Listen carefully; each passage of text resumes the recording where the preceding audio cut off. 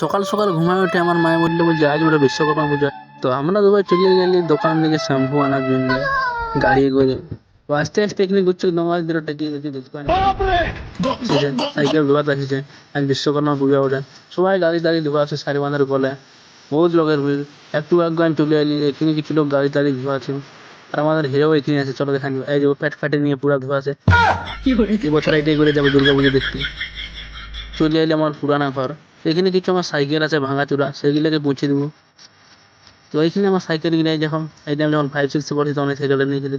আর এই সাইকেলটা হচ্ছে টেনের সময় মাধ্যমিক দেওয়ার পরে দিয়েছিল।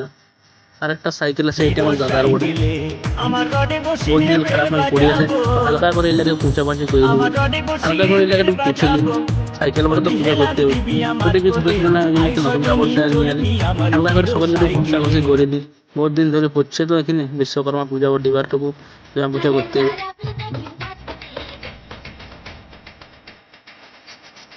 তারপরে ধোয়া মোছা হয়ে যাওয়ার পর গাড়ি নিয়ে আমরা বসে পড়লি বাস যাওয়ার জন্য, দেরি হয়েছে। তাহলে সেই পলিটেক বাইরে আমরা চলে এলি এদিকে।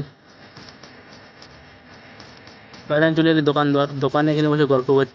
বহুত কিছু খাবার আনি রেখেছে। ওখানে শ্যাম্পু নেওয়ার পরে আবার শ্যাম্পু নেওয়া হয়ে গেল, এরপরে ঘর দিকে যেতে হবে। ঘরে যাই করে গাড়ি আটটা ধোয়াতে হবে। রাস্তায় রাস্তায় চলে এলি, এরা এখন গাড়ি ধোয়া হয়নি, এদের কত গাড়ি ধোয়া আছে কে জানে। তো আমরা শ্যাম্পু নিয়ে চলে এসেছি বাড়ি। তোমরা সবাইকে বিশ্বকর্মা পূজার অনেক অনেক শুভেচ্ছা, ভালো থাকো সুস্থ থাকো।